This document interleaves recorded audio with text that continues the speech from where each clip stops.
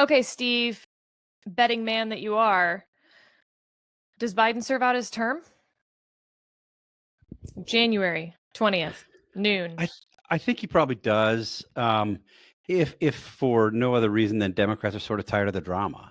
I mean, I think it's more likely than not that Kamala Harris is going to be the Democratic nominee. The conversation has moved very quickly in her direction over the past 7 hours. I think in part because of some very smart strategic decisions that she and her team have made in this short time since Biden said he was not going to run.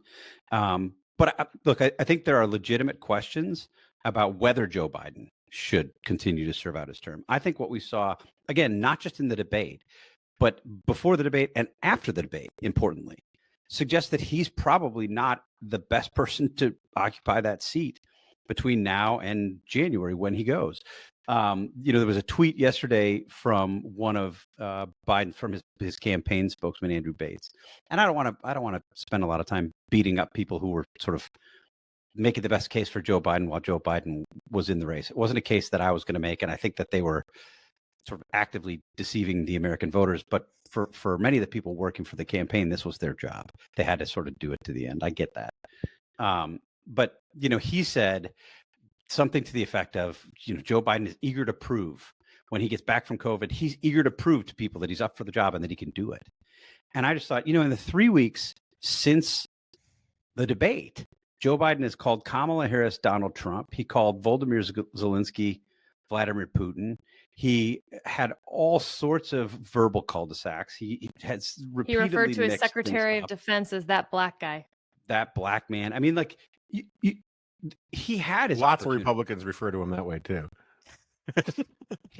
He had his opportunity to show people that he could do it. And the reason, I think, among many others, a primary reason that he's not the candidate anymore is because he failed.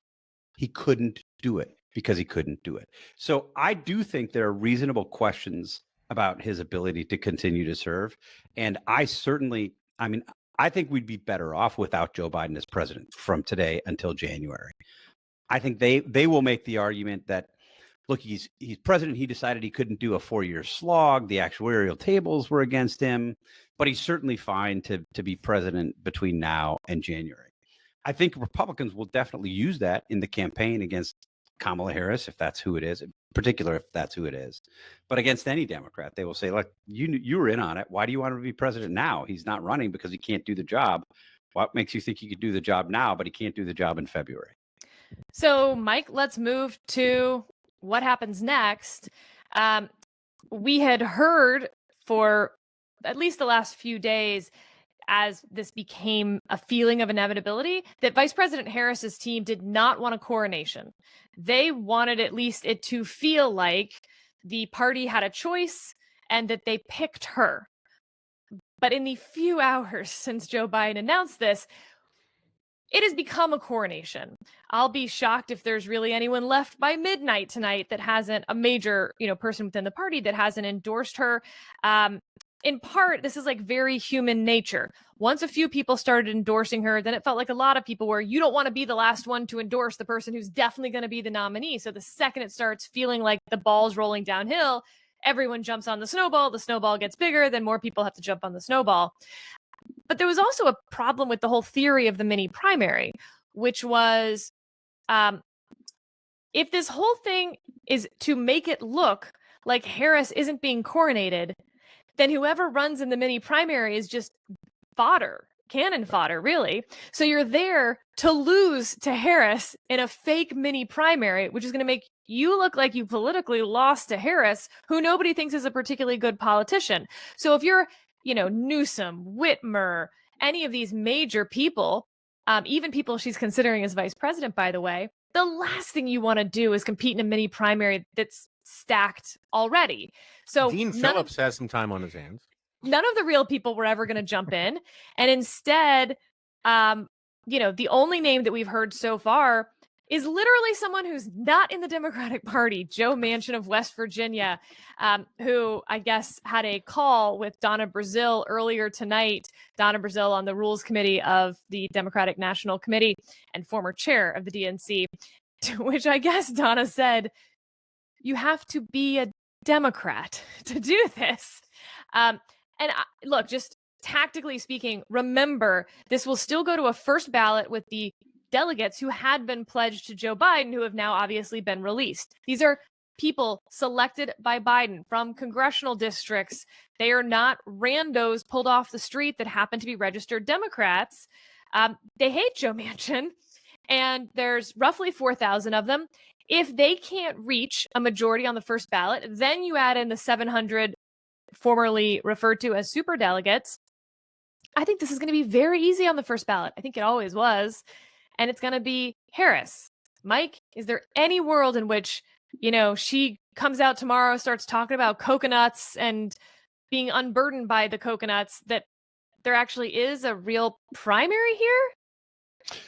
I don't think so. And I'm basing this off of a conversation I had with a Democratic elections attorney, election lawyer, who kind of walked me through the process. And there are actually a lot of structural problems with somebody other than Harris getting the nomination.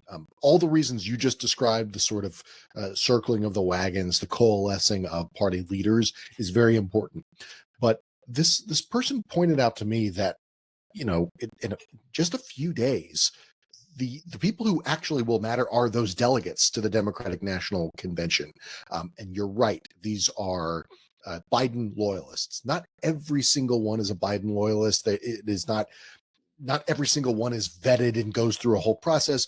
But as I was told, I was told they were definitely this time vetted hard. Well, I think any non-Biden lawyer, any anti-Biden folks were called. In 2016, they had this problem of it turned out there were a bunch of Bernie bros who became delegates because they hadn't been vetting their delegates. So they were like, not making that mistake again. These delegates are locked the F down. There's that institutional memory of these kind of issues. But beyond that, but the delegates have a lot of power here. Like, it's in their hands for what to do. So first, you've got Biden endorsing Kamala Harris immediately. Okay, so what do we expect Biden loyalists to do? They're not just automatons. They're not just going to do exactly what Biden says. But if he's endorsing Kamala Harris, they're likely to endorse Kamala Harris. The other issue is actually getting enough signatures to be considered in either probably, if it continues, the virtual roll call vote or the actual roll call vote at the convention. What's necessary now under the current DNC rules is you need 300 delegate signatures on a petition that says to qualify for getting a vote for the nomination. And they can't be more than 50 signatures from a single state delegation. So Kamala Harris can't just get all 300 signatures from the state of California. She's got to get them all around. But she's making those calls now. I mean, it's happening. It's not a heavy lift for her. It would necessarily be a heavy lift for somebody else to do that. So right there's a barrier to entry for anybody who wants to challenge Kamala Harris. It just doesn't make sense under the rules as they are currently constituted. Just a few days ago, talked to senior Democrats, and they were skeptical that Kamala Harris would have the delegates to win if Joe Biden dropped out. So obviously a lot has changed. The fact that Joe Biden endorsed her, the fact that you've got these Democratic Party chairs in the states behind her, the fact that you've now seen this didn't start right away. I mean, it was a slight delay in this. Elected Democrats sort of rallying behind her, I think, suggests that she's likely to end up the nominee. What I think the Harris team did early, if you were following this sort of minute by minute, as we all were, and making phone calls and on the phone to Democratic strategists, Republican strategists following it on Twitter and elsewhere, there was a moment where the Joe Biden resigns. He takes 25 minutes before he endorses Kamala Harris. Then everybody's looking to see who else is mentioning Harris in their statements. Some Democrats did. The Clintons did. Other prominent Democrats did. President Obama did not. And the question is there going to be a moment where sort of Kamala Harris is not the presumptive nominee? And in that time frame, Biden then endorsed her 25, 30 minutes later. In that time frame, the Harris team started leaking her VP list, her running mate list. And it popped up at a variety of websites, a variety of news outlets at roughly the same time. Oh, Kamala is considering Josh Shapiro. She's thinking about The governor of Andy Pennsylvania, Bashir. Yeah, the governor of Governor. Kentucky, right. Roy She's thinking Cooper, the about governor Roy of. Cooper, governor of North Carolina. And you start seeing these leaks where Well, wait, Kamala and Harris mention the fourth one, Mark Kelly, the senator from Arizona. Those were Mark Kelly, senator from Arizona. There was one other person on the list who I'm forgetting now. I think it was a Bashir? senator. No, you said Bashir. Yeah, I That's said just the Bashir. three that I saw. The three Okay. governors and Mark Kelly. from So a Arizona. bunch of Three people swing had this in states, common. kind of. Yes, exactly. A bunch of people had this in common. It was obvious that it came from the Harris team. And what it did almost immediately was fascinating to watch in real time. It turned the conversation from who will be the Democratic nominee to who will Kamala Harris, the Democratic nominee, choose as her running mate. And you could watch this in real time. I was watching CNN. This is how the conversation went. And immediately the conversation turned. And there was this assumption then that it would be Kamala Harris, that she was inevitable, which is one of the reasons for the leak, and that the question was who she would pick to run with. Who knows? Maybe it won't work. There's some chance that it's not her, I suppose, still. But I think that moment, we'll look back on today and that moment and that decision to do that, which was not without risk, it has to be said. I was going to say that was a Hugely high risk move that it could look pathetic. Totally agree. And I texted one Republican about this who's sort of smart about all of this. And the person just responded after watching sort of the Biden team and Joe Biden struggle through the last several months, say, I'm just relieved that Kamala Harris has a team and that they make strategic decisions. So, well, this is one of the big political liabilities that was true in 2020. And I have, it was certainly true in the beginning of the presidency. And I have no reason to believe it's not true now, which is she does not have the type of lifetime political team around her that successful politicians do. She cycles in and out of staff very, very quickly, particularly comm staff.